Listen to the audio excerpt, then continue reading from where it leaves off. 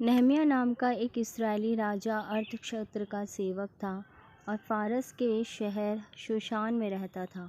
एक दिन उसका भाई यहूदा से आया और उसने उसे यह बुरी खबर दी, जो लोग यरूशलेम लौट गए हैं वे सुरक्षित नहीं हैं।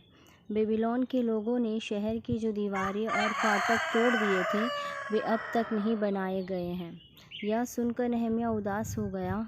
वह यरूशलेम जाकर उनकी मदद करना चाहता था, इसलिए उसने प्रार्थना की कि परमेश्वर कुछ ऐसा करे कि राजा उसे जाने दे। बाद में राजा ने देखा कि नहम्याह बहुत उदास है। राजा ने उससे कहा, मैंने तुझे कभी इतना उदास नहीं देखा, क्या बात है? नहम्याह ने कहा, मेरा शहर यरूशलेम अभी भी टूटा पड़ा है, इसलिए मैं उदास हूँ। राजा ने उससे पूछा, क्या मैं तेरी कुछ मदद कर सकता हूँ? नहम्याह ने फ़ौरन प्रार्थना की और फिर राजा से गुजारिश की, मुझे यरूशलेम जाने दे ताकि मैं उसकी दीवारें दोबारा बना सकूं। राजा अर्थक्षेत्र ने नहम्याह से कहा कि वह जा सकता है। राजा ने उसके लिए सारे इंतज़ाम किए ताकि उस लंबे सफ़र में उसे कोई खतरा ना हो। उसने नहम्याह को यहूदा का राज्यपाल भी बनाया और शहर के फाटक बनाने के लिए लकड़ियाँ दी। जब नहम्याह यरूशलेम पहुंचा तो उसने दीवारों की जांच की। फिर उसने याजकों और अधिकारियों को इकट्ठा किया और उनसे कहा, हालत बहुत ख़राब है, हमें फ़ौरन काम कर लगना होगा। लोग भी राज़ी हो गए हैं और उन्होंने दीवारें बनाना शुरू कर दिया।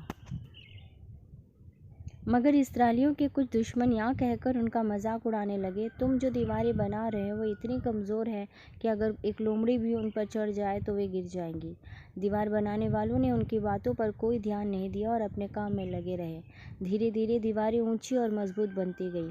अब दुश्मनों ने फैसला किया कि वे अलग अलग दिशा से आएंगे और अचानक यरूशलेम पर हमला कर देंगे। जब यहूदियों को यह बात पता चली तो वे डर गए, मगर नहम्याह ने उनसे कहा, मत डरो, यहोवा हमारे साथ है। उसने काम करने वालों की रक्षा के लिए पहरेदार खड़े किए, इसलिए दुश्मन हमला नहीं कर पाए। सिर्फ 52 दिनों के अंदर दीवारें और फाटक बनकर तैयार हो गए। इनके उद्घाटन के लिए नहम्याह सभी लेवियों को यरूशलेम ले आया। उसने उन्हें गायकों के 2 दल में बांटा। वे सोता फाटक के पास सीढ़ियाँ चढ़कर दीवार पर गए। वहाँ से एक दल एक तरफ गया और दूसरा दल दूसरी तरफ गया। एक दल के साथ एजरा था और दूसरे के साथ नहम्याह।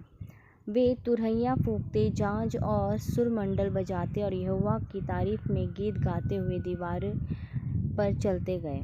फिर दोनों दल मंदिर में मिले। इसके बाद सभी आदमियों, औरतों और बच्चों ने यहोवा के लिए बलिदान चढ़ाए और जश्न मनाया। उन्होंने इतनी खुशियां मनाई कि उनकी आवाज़ दूर दूर तक सुनाई दे रही थी। अगर आपको ये कहानी अच्छी लगी तो आप लाइक और सब्सक्राइब करें।